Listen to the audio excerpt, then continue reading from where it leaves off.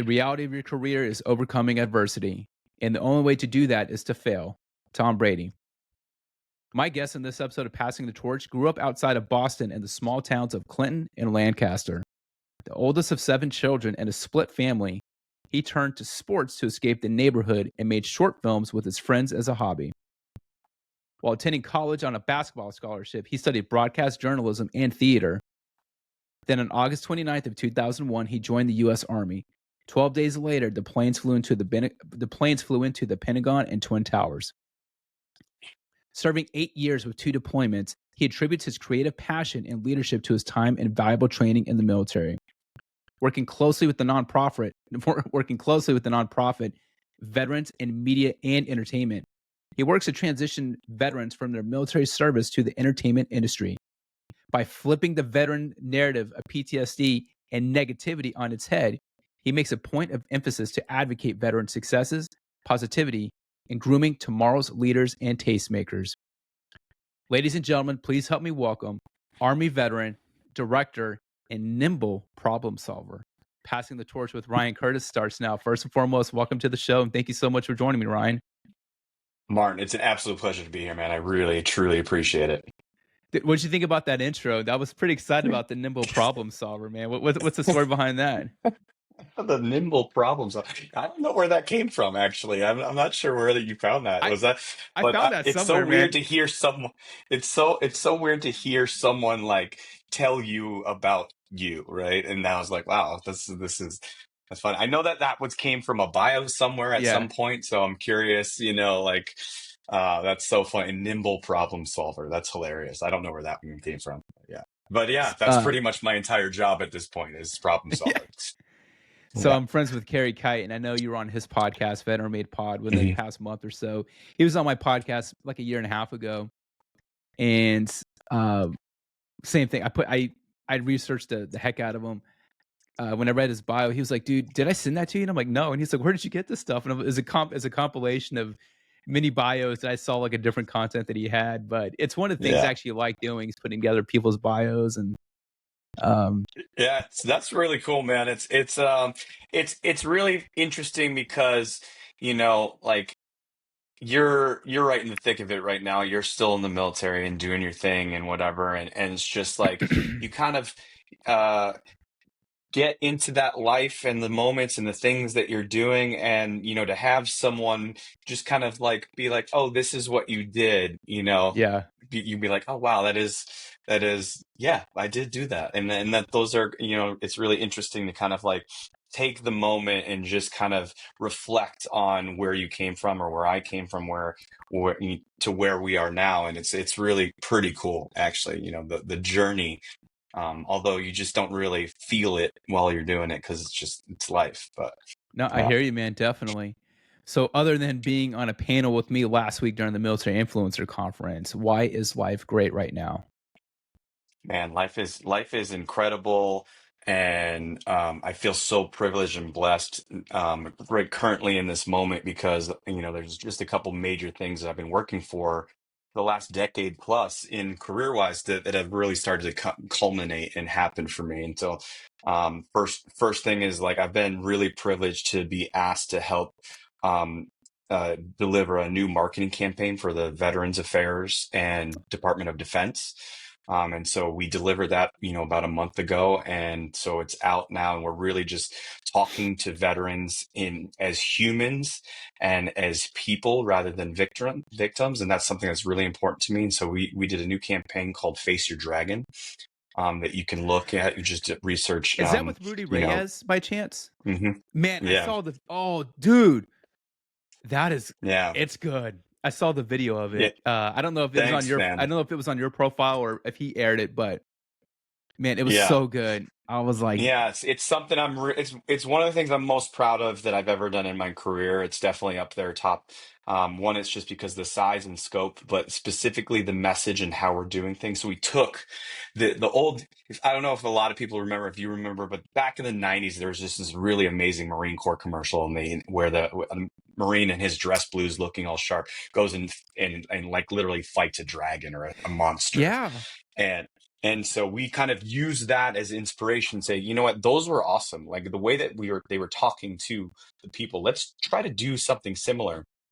And we took a big swing, and credit to the VA and the DoD that they were like, you know what? Yeah, we're willing to take this risk and do something that's different and hasn't been done before. And I think, in my hope, it resonates with people. But I'm so proud of that. So, and because of that and those things, I'm getting more opportunities and stuff to kind of like consult with government and our military branches and things like that, just in the messaging and how we're talking to veterans and service members. And so that's really exciting to me. And then on top of that, I just released my first feature film called Hollywood Grit. It was in theaters just a few weeks ago. AMC theaters around the country. We are no longer in theaters, but we are transitioning. We're going to come out to digital platforms, Apple, Google, Amazon, all those things where you can rent or purchase on October 21st. And so I'm really, really excited about that. Yeah, and that's what drove me. We talked last week during the conference, and so I wanted to hurry up and get you on the podcast to help get this out before the release and all that. So no, I'm excited, man, and you should be proud of both of those, Hollywood Grit and the commercial. That's amazing, man. Um, Thank you, sir. Yeah, very. yeah. So with that, just I want to just dive right into it. So please discuss more, if you can, just about Hollywood Sure. Grit. Yeah, so Hollywood Grit is a neo-noir action thriller, and it's set in present day, but we very specifically kind of made the time and the visuals very ambiguous. So we're hoping it can kind of be evergreen. It could be whenever. Um, but how it really kind of developed was, um, I really love a couple very specific genres, just like because I just love to gravitate to them. So, when I was growing up, those action comedies and action movies of the 80s and 90s, specifically like Die Hard and Lethal Weapon, like I just love those movies so much. And I was just like, man, these are so great. And I mean, Die Hard is like the Yeah. perfect quintessential action movie, and it's got those little moments of levity and comedy, and Bruce Willis just plays such a amazing part because he's everyman but also a police officer and very capable. And I just love those types of movies. And so I took those, and I kind of melded them with some 1940s and 50s noir films, because I also loved those movies back in the days. And just when, we're looking for me, when I was looking to do a movie, we had to figure out a movie that I could do, that I felt that would represent me as a filmmaker, um, you know, but on a much smaller budget, right? Because we're not a big studio movie, we're a small indie film. And so, like, how do we, you know, make a little bit of noise and do something that's risky, and but also is like, hey, here we are as filmmakers over here, like, pay attention to us, look what we could do on, so I took those noir movies of the 40s and Billy Wilder and what he can do, and they just did such amazing jobs, like Double Indemnity and some of these other films that are just so incredible. And it's just story and character. And there's, like, very little big action movies. It's like those old movies. So it's like you take those story and characters and the filmmaking and the camera, cinematography, and try to, like, meld it with those 80s and 90s action thrillers, and then meet in the middle somewhere. And so that's what we kind of try to do with Hollywood Grit. And it's about a jazz club here in Hollywood. And one of the singers goes missing, and her shitbag father, prior detective, has to go find her. And it's like they're on this journey. He's on a journey of, like, becoming a father again while looking for his daughter. And this crazy world in LA is kind of exposed here. And so it's really fun. It's really exciting. And tonally, you can laugh. We're going to laugh at some of these characters, and hopefully just be on a roller coaster ride, and it's just like one of those popcorn films that you just, like, you walk away and be like, that was a lot of fun. And Max Martini's playing the lead character, right? Max Martini plays Grit Thorne, the lead character. You know Max from some huge movies, Pacific Rim, 50 13 Shades of hours. Grey, Yeah, 13 Hours, Captain Phillips, things like that. that's right. Yeah, And and so, I think yep, people forget about because it gets Pacific Rim and 13 hours definitely get the most people. Um, yeah, going back to I want to dig a little bit deeper about Hollywood Grit just by reading about it. It sounds so interesting, and then hearing you explain it, it's dives into what I would say is the darker side of ambition in the entertainment industry. You alluded yep. to to tie into some old like classic movies. Um, but yeah, is there like what more inspired you to tell this particular story, and like what specifically uh, made you want to draw from real life experiences? Yeah, so like thematically, the movie we're exploring kind of like what's the price of fame, and like what will you do in order to achieve the fame or your dream?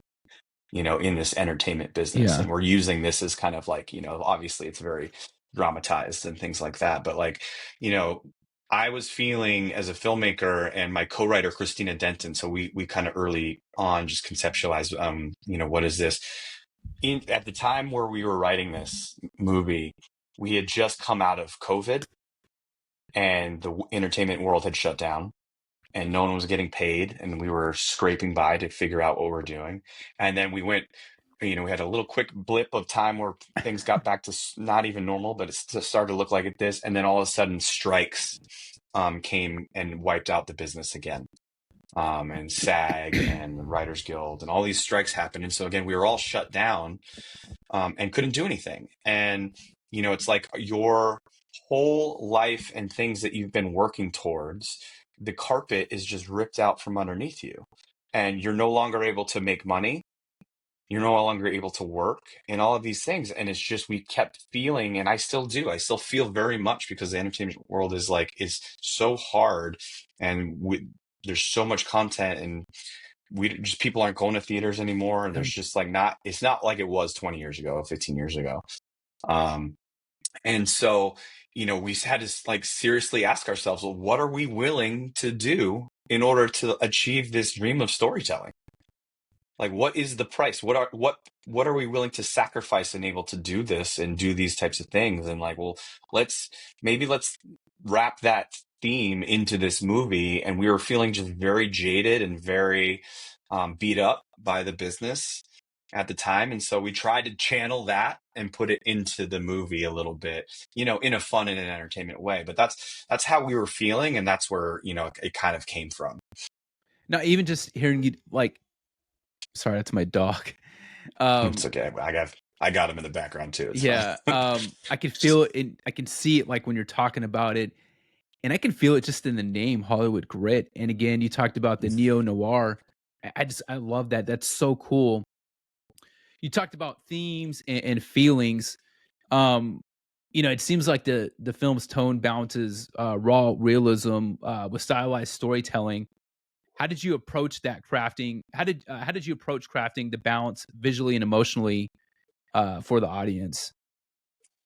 Yeah, so visually and emotionally, and one of the biggest risks that we took with the film too is tonally, right? Is tonally, because what I wanted to do is I wanted to do something different. I wanted to have that raw realism with true stakes and really beautiful visuals. And so, um, we had that, but then I also think that, coming from the military, and specific is like we deal with stress and terrible situations with humor and dark humor. And so I wanted to first and foremost build this world of like we thought about. I talked with my cinematographer Jay Visit very early on about like how do we take the old school noirs and the very beautiful photography and cinematography in those, but it was black and white. How do we do that and bring it to a more present state? And so we talked, about what is instead of black and white, the first thing we're going to do is we're going to go opposite. We're going to go color, but very rich and deep, dark colors, right? And we still wanted to play with the shadowy world of, very extreme shadow fall offs. When we do things like you light one side of the face and you have like a 5-to-1 ratio of lightness to darkness, or whatever, 2-to-1 ratio. And so we talked very specific about the technicals of how you light, what we light, and then the framing, and then just, giving the props to Jay. He's an absolute artist, with the camera and light. And, the movie is beautiful. The movie is absolutely beautiful, and the cinematography is beautiful. And so we started there. And then, we worked with our folks with, Pete Colley, our production designer, art director. And it's just like, well, how do we, on a budget, how do we achieve the things that we need to do that dictates the things? And so we, very allocated, the money to places that we needed to use it. And then he got very creative with, things, you know, on the other side of it. And they did such an amazing job, him, Pete and Tiffany. And then ultimately, the biggest thing for this movie was the music, right? And we wrote 10 original songs for this, for the movie. And then the score, by the composer Nick Gomez, is just unbelievably beautiful. And so when we start to combine all of these elements, and what I hope is people realize, like, the true filmmaking of this piece, across the board by every individual involved in this, is that you get to see, oh wow, this was really cool, this is cool. And then, even though we took risks tonally and we tried to do things, because there's some campiness about it, and there's some real stakes about it too. And so my hope is that real audiences really like enjoy it. And so that's how we kind of started to craft the film itself. No, that's awesome. Yeah, it sounded like it was just a big challenge for you. Were there any specific pivotal scenes during production that challenged your vision, whether it was technically or narratively? And how did you adapt as a director? Yeah, scene wise, there's a few scenes that definitely were difficult and trying to figure out, like, and we had restrictions because of like locations that we couldn't do certain things, that we'd be able to do, like if we had a big studio where we built the sets and very got specific with the sets and able how to do blocking and things like that. So there's a scene at the end of the movie where it's a really fun climactic scene. It was really complicated to shoot. And because of the layout of the location, some of the things, didn't, we had to kind of get creative with some of the things and be able to, like, you know do that. So that was very difficult at the end. I don't want to say the specifics because Yeah, it yeah. was, I don't want to give away the things, but that was hard. But I'll say generally, you know outside of the military and my experiences in the military, the just creation of this film from start to finish, logistically, creatively, everything about it was the most difficult thing I've ever done. It is an absolute miracle that it got done. And it's by far the thing I'm most proud of, just to be able to accomplish it, like, outside of, personal lives, like married to my wife and Yeah. things like that, but like, um, that itself is something I just feel so accomplished and proud of, not only myself, but my entire team, how everybody stepped up and delivered on in a way that, like, is just so phenomenal. Yeah. Man, it's very motivating to me just talking to you. Just, I mean, you're going after your passion and you're literally taking a visioning and turning it into a cinematic vision or cinematic reality. Um, Yeah, I mean, that's the thing that's most fun for me, is like to take something, a nugget, an idea of inspiration, that little spark of yeah. something, and then you take that and then you turn it into something physical and tangible that you can share. And that's everything that drives from deep inside me, like, as a creator, as a storyteller, and like whether it's movies or music or whatever I'm doing. Yeah, no, yeah, for sure. And that's how I am with this podcast, where it was something in me that I just had to make a reality. I do want to transition. I still want to stay on the subject of just directing and filmmaking, but just more about that as an overall subject versus separate from Hollywood Grit. Um, Sure. I was texting you last week or whenever we're going back and forth, and I started really diving into just researching about you, and I was getting super excited. And I consumed just various pieces of content that you've done, podcasts and just articles, whatever I could find. And something I heard that really stuck with me and I took a note was that you talked about, like, growing up, you saw movies as, like, your window to as a window to escape from, a kind of window a window to the world beyond your own. Can you talk about a specific film or moment that made you feel seen or gave you hope for something bigger than your surroundings? I don't know if there's a specific film or moment, but I truly, you know, I grew up in a small town, a couple towns outside of Boston, as you said earlier, Yeah. and I had the most wonderful family in the world, and it was just a huge, giant family. My dad's mom, my grandmother, kind of, we spent so much time there. That was kind of the hub, the place that was only always consistent because we, my mom and my brothers and sisters, we moved around all the time as with some of the other families, just because we grew up, pretty poor and not in the greatest financial 12 circumstance. siblings, or how many Um, siblings was it? so I'm the oldest of seven. Okay. But my dad he is one of 12. Okay. But my dad left early when I was young. When I was 5, he left, but my dad's family came and like kind of surrounded us and able to like help with us. And we were just really. My mom was so amazing. She had all of these kids. Well, she had like 4 kids in the house at the time, and was going to college and working and trying to kind of just provide in the way she could. Um, but she just couldn't do it all. So we really spent a lot of time with my family, my grandmother, my aunt Emery. Kind of like was really a second mom in a lot of ways, um, and so the things that we were able to do is like you play outside and you do the things and you when you don't have money, the one thing that we could look for and do was movies. And I grew up in the 90s. Really, was when I was like a young kid, and in a teenager. It's kind of like a pinnacle of filmmaking is the 90s, right? You look at Quentin Tarantino said, there's two, like if we look at through the past, like the 70s is kind of the absolute pinnacle of filmmaking, really. And then we had just another moment of really truly great films was the 90s again. And so I was able to absorb that and look and just watch. And I didn't realize that filmmaking was a true career. It didn't resonate to me because no one around where I grew up did that. Everyone around who either worked in construction or maybe became a nurse, or Yeah. if they were like smart, or were a criminal, you know.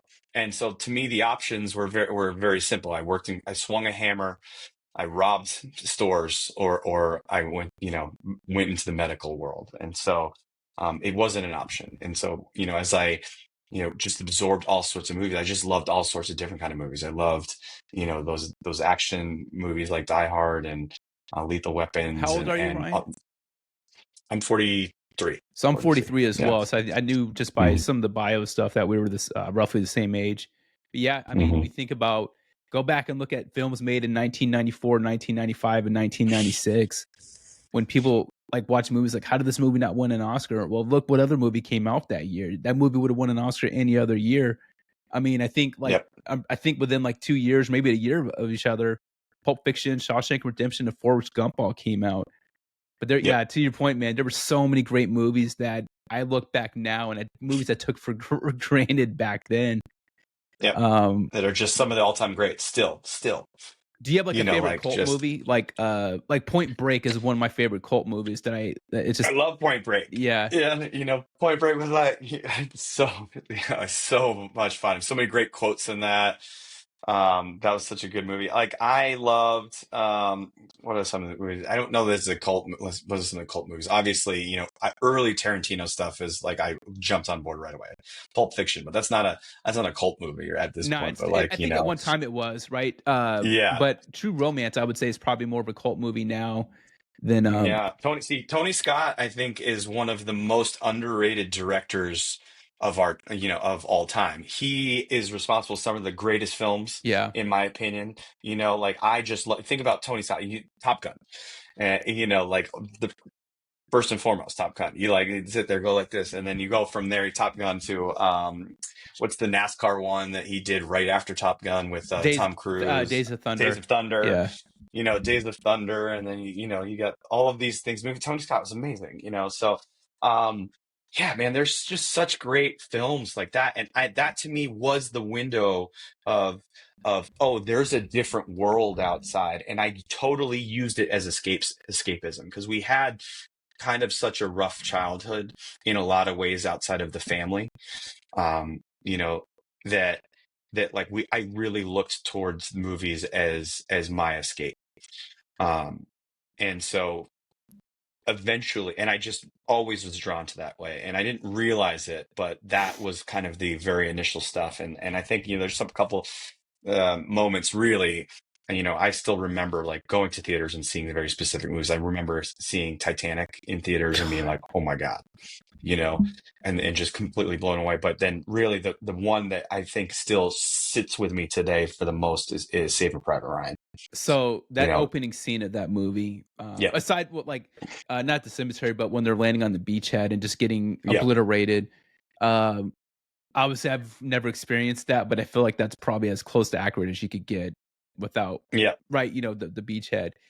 That movie really gets in the feels, and there's so many great people in that movie. Like they were still kind of young in their career. When you go back and watch it now, and it's like, Max Martini's in that movie. that's right. I mean, there's so many Yep, people. I mean, it's yep, insane, right? I mean, it was Vin Diesel before the Fast and the Furious, and yep, even yep. before Boiler Room. I love like films, and um, yeah, I mean, I missed that time. So I want to like use what you talked about uh, as a follow up question is because that era of films is so special. And again, you've mentioned escapism and just with windows and movies and all that, but um, when it comes to such icons, whether it's a director or a specific film or filmmaking, when it comes to such icons, do you think facts or symbols matter more? It depends on the type of film you're making, I think, right? Yeah, So, I can't, I wouldn't say that one or, I mean, always, if you're making a film about an actual event and an actual people, you want to make sure that you're going to get the facts right. yeah. But you are going to have to, you are going to have to, probably nudge some things one way or another just to make it work, for film and storytelling itself. So, but I don't think that you know, they're exclusive to each other. I think you kind of need to use both in good storytelling. So you want to take the facts where they make sense and present the story in a factual way while it's still entertaining. And then you use symbolism and thematic, visuals and, whatever else that you're going to use on the symbolism side. And you meld them together to present the story. Right. No, So, that's awesome. Yeah, and I think that might be the first time I've ever asked that question in a podcast. And I wrote that down in some like years ago, and I've been saving it. And for you, I guess. So thanks, man. yeah, congratulations, Ryan. I Yeah. have one more kind of serious question, then we'll jump into some fun, some lighter stuff. It's actually about the quote, the Tom Brady quote, and but why do you think it's important to fail on the biggest stage? Yeah, and that's something that I actually think about a lot and like quite actively. And it's for me, I look back and there is failure after failure after failure after failure for me. And but what happens is all of those failures teach me something and enable me to do something differently on the next try and do it. And I did. I just have failed on so many things in my life and businesses, on, different types of storytelling or relationships or whatever it is that you continue to fail and do. But now it's a new, different type of thing where it's like I'm going to present myself and put myself out there to fail publicly, Yeah, right? And if whether or not this movie works or not, it is a presentation of me and saying, hey, I'm gonna put this out there and hope people like it, but I have no control anymore. So it could be a massive failure and people could say no, or people could love it and go, whatever. And then I'm also a musician too, right? So like I do music and things, and so I'm getting ready to release my first musical album because we're getting ready to record it in a few months down in Memphis and Muscle Shoals, Alabama. And it's going to be a very public thing. It's like, hey, you know what? I love music. I love this. I have got over the fact of like worrying about what other people think Yeah. now, and so I'm just going to do the things that I love and truly make sense to me. So I'm gonna fail publicly, and either it's going to work or it's not, and then I continue to try to find the thing that does. Yeah, I'm here for it, man. Respect, especially us at 43. It's like at some point, Yeah. man, we got to take some chances.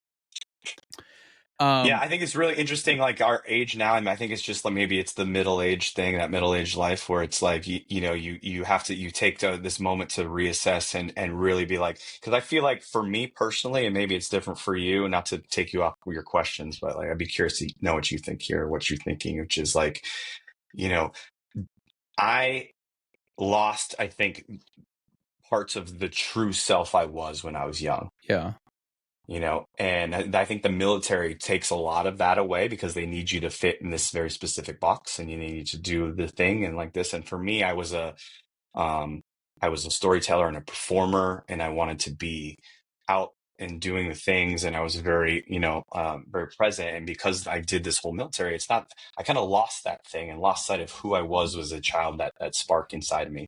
And so in some good deep meditation and soul searching over the last few years, I'm like, well, what are the things that truly resonate? Who do I really want to do and be, and what do I want to be doing with my time?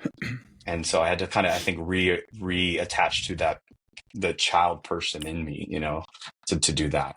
now did you? Have you had a similar experience like and stuff like that? Yeah, so my parents got divorced when I was 5, but I can remember him sitting at the edge of my bed. I didn't know then, obviously, but looking back, I realized, what the the reason. But he came to my bed. We were living in Oklahoma, so he was in the army. We lived in Fort Sill, Oklahoma, um, but in Lawton, Oklahoma. But I remember him. He was sitting on my bed, and he was telling me that he was moving to Virginia, and that's where my dad was from.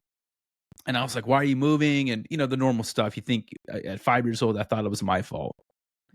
Hmm. And so my parents got divorced, and then my dad developed a brain tumor. I think when I was 9, maybe 10 years old, and he died when I was 11. And I think about how that shaped me as a person. And he died August 31st of 1993. And it wasn't then how it is now. Like, yes, the 90s weren't this archaic time. We had plenty of technology, but it's not like I could just text my friends or anything, or we didn't have the abundance of Right. resources or the knowledge of resources like we do today. So I was struggled, and my mom's German, so we didn't have like local family around. So it was just us. And it definitely shaped how I communicate, how I handle things in life. And so I'm still active duty, but my effective retirement date is 1 November. So I'll be officially retired in 29 days or whatever from the time of this recording. I did 23 years of service. And I can remember last year when I applied for retirement, one of the reasons why I applied is I still have kids and they're still in the house. Man, if I knew I was going to die in 7 years, like how would I, want to live that life? And I think if we knew we were going to die in 7 years, say like if you were still active duty army, or you'd be like, man, or even if you were playing basketball somewhere, you'd be like, if I knew I was going to die in 7 years, you'd be like, you know what, I got to make this film. It's in my heart. Like that's if I want to leave that legacy, or I want to make this music album. For me, I made the decision to retire because it's like, you know what, how can I stay up till 2 o'clock in the morning doing research stuff for podcast guests, or how to become better at podcasting, or and it's just like, you know what, I want to do this, and I don't want to wait and realize, damn, I should have done that. So Yep. that's how it kind of framed me. I don't know if that answers your question, or Yeah, no, I feel very the same in this moment of life, right? And where it's like I don't want to wait because I'm scared or I'm anxious, I have anxiety, or because I'm worried about what other people think, or whatever this is. I want to do the thing that brings me joy yeah, and that I love to my core, so that the true person who I am actually is able to like live happy and true, and then put it out there. And like, if that ends up in a failure, so what? Bringing it back to but because I'm doing the thing that I love You're and doing the going things for that it, I right? love. Versus like I'm gonna Yeah, have. So that's the man at, right here is the man of the arena, the Teddy Roosevelt, absolutely. right? One of my favorite quotes of all Yeah, time. and Yeah, I bought that at I was visiting my sister in Georgia, and the hotel lobby was having an auction, so I just I did an anonymous bid kind of as a joke. Ended up winning like a month great. later, and so she had to go to the hotel after I left and go pick this up and mail it to me and stuff. Uh, Yeah, but yeah, it's it's great. One of my favorite quotes of all time. yeah, Absolutely. and it's just yeah. So it's kind of like there's always going to be critics, but if you're on the sidelines and your uniform is super clean and not dirty, like I not really going to listen to you. But if there's some scuff marks on your boots or some grass stains on your pants, like you get a little dirty. You went out there and you at least tried, and it's just it's Hmm. something to be proud of. Hmm. But yeah, I think that's becoming more and more common and I love seeing it. Just people just going for it, or at least just you pay your dues, but it's just like okay, I can't subscribe to the fact that like I just retired from the military after 23 years, and it makes me sick to my stomach to think like I'm not just gonna go find some other corporate job and just grind it out for another 22 years just so I can start living life and vacationing at age 65. Like, nah, man. I went to Europe this past summer with my family for 2 weeks, and money aside, like money's one thing, but people talk about I need enough money. Like, dude, you need the time. I like, Hmm. yeah. So I wouldn't trade that. And I want more of that stuff. And it's okay if I want this. How do I get more of this stuff? Well, I need to just be more myself, go after my goals, and it sets a positive example for my kids. One quote I want to say because I know I'm kind of rambling, but my daughter told me a quote that I told her, I guess, recently. That a quote that I told her a couple years ago that greatness is on the other side of fear. So 100%. yeah, If you're afraid of something, if you're afraid and you have fear and anxiety, it's probably because you want it. yeah, exactly. Yeah, that's great, Ryan. That's good. Um, It's probably because you want it. And so, and the fear comes from this, like, what if I can't, or what if it yeah, fail or whatever. But if, in order to, like, you're never going to know unless you do it. And so what? You fail forward. yeah. That's what. So I have a playlist, a YouTube playlist, and it's all these motivational speeches. And one of them, I think it's there's Denzel Washington giving like all these speeches, and he talks about Thomas Edison failing at 1,000 experiments, and the light bulb was 1,001. So that stuff definitely motivates me. I want to ask you, like, what's with regard to filmmaking? What's something that you believe that most people don't? In filmmaking, Yeah, like yeah. So like, kind of like everyone has like their hill that they'll die on, or something they're so dogmatic about, sometimes it goes against the grain. mm, man, I don't know if I have anything that goes really against the grain. I think the thing that I struggle and fight with people about is like what tonally, like, like in this world in storytelling and film, like they want things to fit in a very specific box. It Yeah. needs to be a horror film. It needs to be an action film. It needs to be, or a hybrid where it's like an action comedy. And then that's it, right? Like they don't like anything where it like ventures outside of the box. And to me, like, you know, the life isn't in a box, right? The characters and people, the way they act, they have all the spectrum of emotions, whether that's that's sadness and fear and humor and all of those things. And so the hill that I will die on is that everything is funny, and and everything is tragic, and people, they're the way that people react and characters reacts can encompass all of those things. And so like I just don't think that anything exists in this world without some form of comedy and laughter to allow people to, you know, deal with it in certain ways. No, that's really good, man. That's a great answer. That's good. Um, I got some super light questions. The first one is: has anyone told you what actor you look like? I get Because I have an idea, and I want to see if it's yeah, the same person that. I get like three Who do people. you get? I get John Hamm. Really? I I have get to tell my wife that. yeah. Like, I was showing her a picture of you, And I was like, does he look Yeah. like this person? But go ahead. Who's the other two? Yeah. So I get John Hamm, I get Hugh Jackman, I and could then see I that. get yeah, and I get Justin Timberlake. Actually, I could see that, especially with the hat on. I was gonna say Michael Mm. Fassbender, and Oh, interesting. yeah, and I don't know if that's Yeah. just because I was with you last week, uh, and I don't know. Yeah, a little bit like Fassbender. He's got a more defined nose and chin now. I just had to pull him up. I was like, what does he look like? Yeah, John Hamm. I could see John Hamm. Maybe. Yeah, Yeah, that's kind of the one I get the most people. I guess in person, maybe like yeah. when I have not a hat on, my hair's out. You know, it's like All right. Did you work with Steph Curry and Oprah? I did. Yeah, I've had a really, really amazing opportunity to work with some fantastic people. So Steph Curry, I did a campaign with him a few years back, and was able to kind of do some really great stuff, a marketing and commercial campaign with him, and he was great, very gracious and a great Were you able human. to And get to then shoot uh, basketball with him at all, like shoot around or no? I was, Oh I God! did. Oh man, how fun was that? That was awesome because we did this thing where it was like for this Chinese brand and whatever, and so we ended up in a gym at some point and shooting around for with him, which was awesome. And and I played basketball in college at a tiny little school, and like it's like I was rode the bench. I think I on my freshman year I maybe averaged 3 points a year or something. Yeah, Like it was. I mean, I wasn't great, but I loved the game, and so I was able to shoot around with him a little bit. It was really cool. Um, and then I've worked with Oprah for 10 plus. Let's see, yeah, for almost 15 years now with Oprah, and I've done a lot, so many things, multiple shows with her, and I do her podcast and a bunch of other things, and so I've just been very blessed, and she and her team have been. I'm so grateful for her and them because they've really just, um, kept me on as a one of their, you know, preferred folks, and I just feel very grateful to have been worked with her for so long. that is so cool, man. Like she's a dream podcast guest. Is she? What's that aura like with her? She's absolutely brilliant.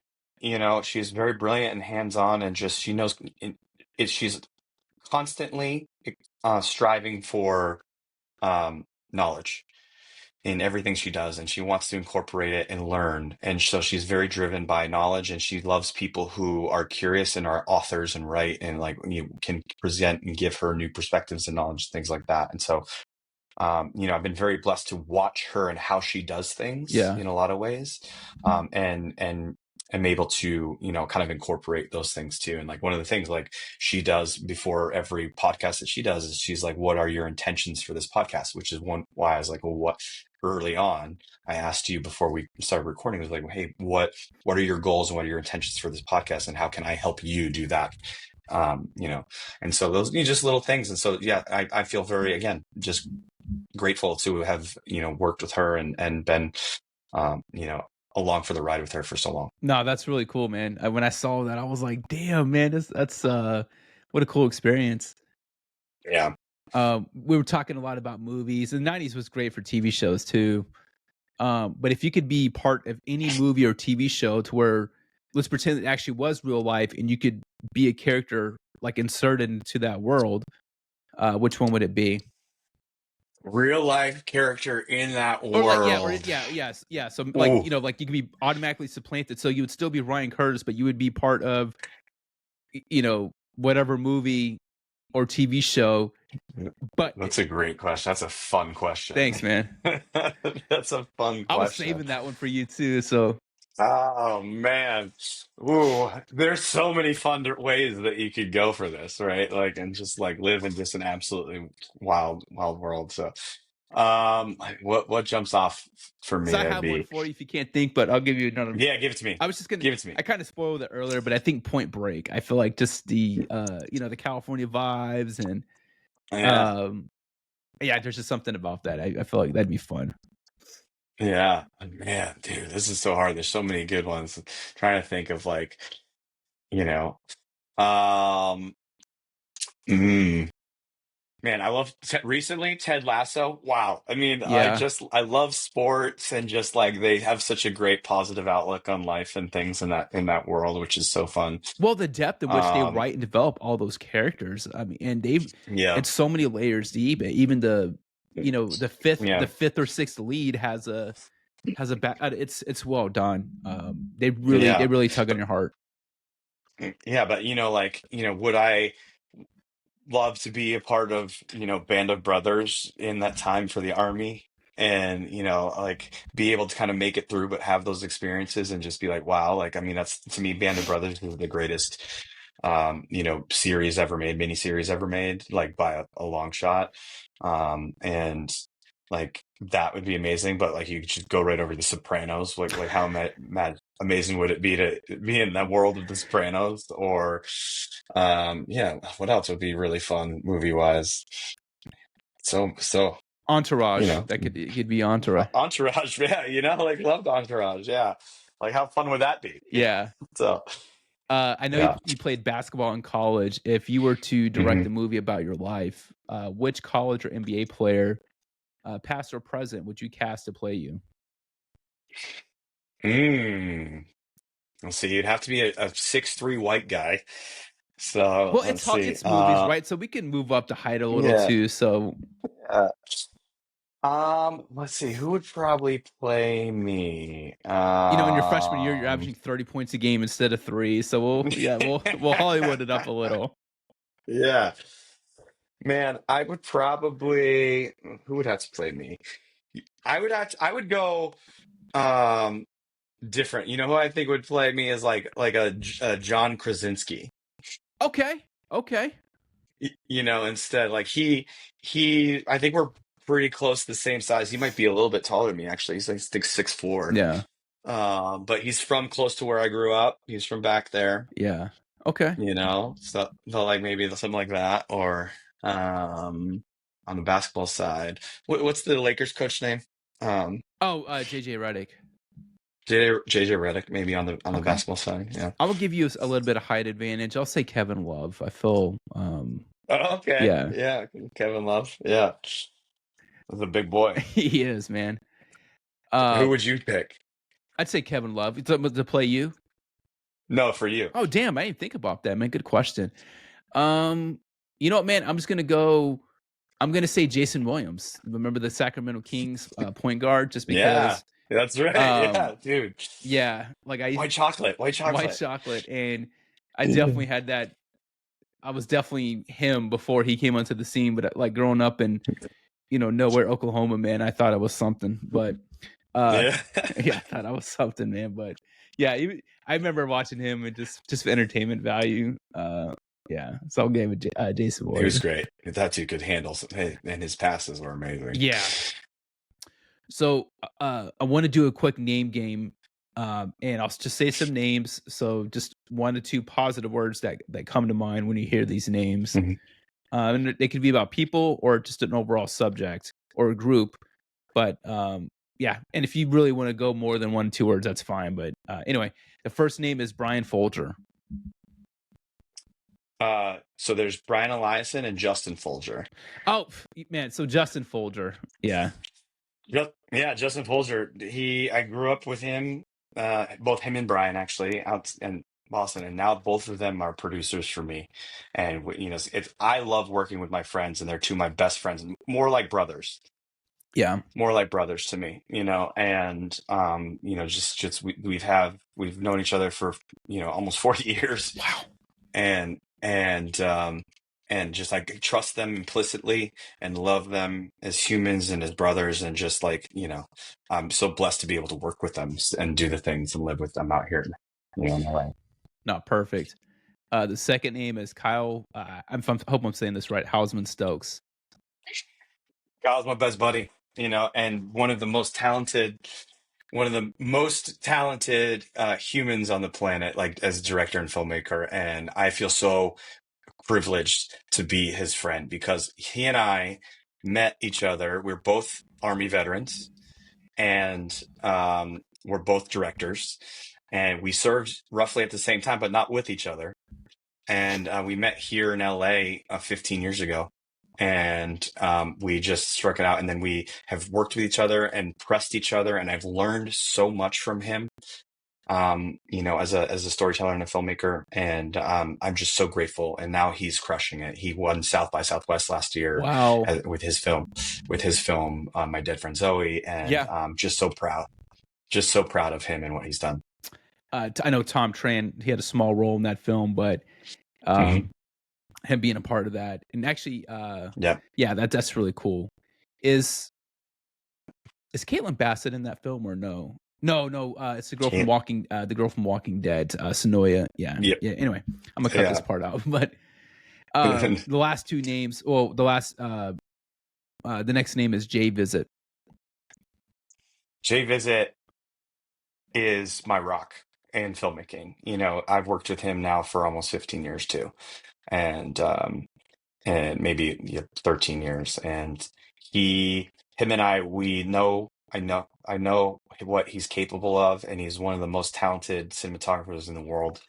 And I trust him so implicitly, and feel so privileged to work with him um, constantly. And so I'm actually flying with him to Nashville to do a commercial for Chevy in the Country Music Awards in 2 weeks. Nice. And so I'm really grateful. Again, I just feel so privileged. Like, I have so many great, talented folks in my life who are, who have helped. We've all done this together and all risen together, and it's pretty awesome. Yeah. The last name is actually, I guess, a group, but I noticed this in past episodes, and I see it now. But what's the story with the Rat Pack in the background on the wall? My grandparents, uh, they growing up in their house, and my grandmother specifically, like, it was just she had a record player, and she would play music, and the music that she would play was Frank Sinatra, and especially around Christmas, and all in the Rat Pack and all the Dean Martin, all these things like that. So I just grew up around that and have this absolute true love for Frank, the Rat Pack, their story. I'm so drawn to it. To me, that would be an absolute dream project for me, would to do like a biopic on Frank, because that really hasn't been done yet, because his family is very precious with the rights. And so I love the music. I love their story. I think, like, they are the epitome, the group of them, that you could just tell how much they love each other, and they had fun with each other, and they gave each other shit, and they were so talented and were able to kind of rise together. And to me, that's the goal with me and my friends, right? It's like, I want to love my friends, I Yeah. want to talk shit to my Yep. friends, and succeed. I want to succeed with my friends. Yeah. No, that's great, man. I love it. Like a rising tide lifts all ships, right? Mhm. That's cool. Last two questions. As we're wrapping up, the first question is: if there's a giant billboard with your picture on it for the world to see, where would you want that billboard to be, and what would you want the billboard message to say? Where in the message? I'm gonna go with man.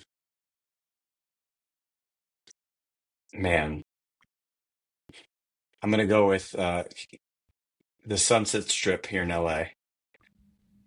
Yeah, it's just like iconic for all their Yeah. billboards. And the messaging.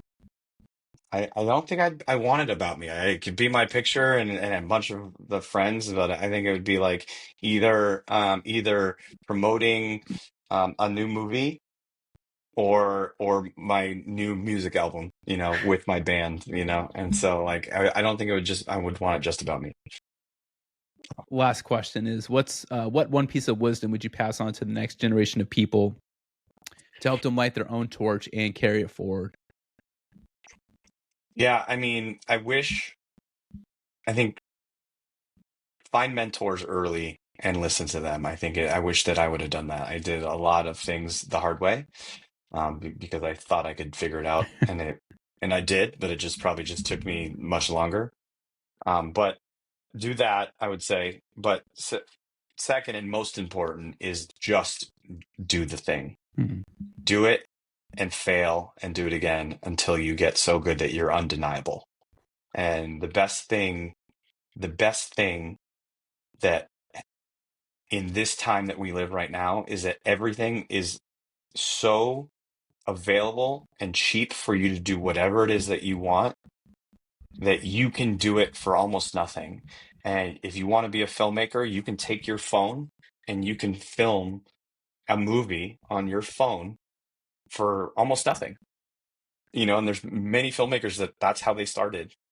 If you want to be a musician, you can record music and use these brand new tools everywhere that are so accessible and cheap and free to do music and put it out there on social and do it. If you want to build a business, start it, like whatever it is you're doing, but like do it to the full extent and put it out there and see the reaction. And if people aren't reacting the way you want them to do, then change and figure it out again and try it and try it and try it. And, for me personally, I think I held myself back because of anxieties and fears and worried about failures. And even though I failed so much, the doubts that sit in the back of your head, they really can then stop you from doing things. But, don't do that. Push through them. That's great advice, man. I love that. I want to end on that note. Is there anything anything else you want to put out there, or where do you want people to find you? You can find me on my social Instagram, Ryan32Curtis. Please rent or purchase my film Hollywood Grit on October 21st on all of the platforms, Amazon, Apple, Google, wherever you can rent or purchase films. We need the support as independent filmmakers, and storytellers, so that we can go do it again. Yeah. And that's the thing and so we're trying to make our pricing very accessible, and we want to be available everywhere. But like, if you want to support us on our team so that we can hopefully do it again and have a good time with some popcorn, October 21st, Hollywood Grit, rent or buy. Awesome. Yeah, and I'll make sure to link all that stuff. Hey, what can I do for you? How can I best serve you? Man, this is it. Like, I mean, this is like a huge, help for us. Like, just getting the stories out there and trying to get people interested and see, to follow these things. Like, and I appreciate it. How can I do that for you? I mean, just You being on know? my podcast. I mean, you just just chatting with you very briefly last week, but you just seem like a cool guy, and I'm honored that you want to be on my podcast, and just for your time. I know you have a lot going on, and especially with how we're able to make this happen. I remember seeing you on Carrie's podcast recently, and I was thinking like, man, I got to get this guy on my podcast. And then That's awesome. yeah, and then that first night at Mick, I think on that Sunday, just running into you in the expo area or whatever, and, we took a quick picture. And I remember I told you, hey, I'm gonna send this to Carrie Kite and tell him I'm better than you, or whatever, like joking, right? I didn't realize we were gonna be on that panel together on last Wednesday about authenticity and storytelling. And I remember you said I had all my notes and stuff, and you were like, you're so prepared or whatever. And it just seemed very genuine, very organic. And then, so I'm glad. I mean, 8 days ago is when that happened, and here we are on a podcast. So, Yeah, it's awesome, man. Yeah, I appreciate it. Like I said, I know how much work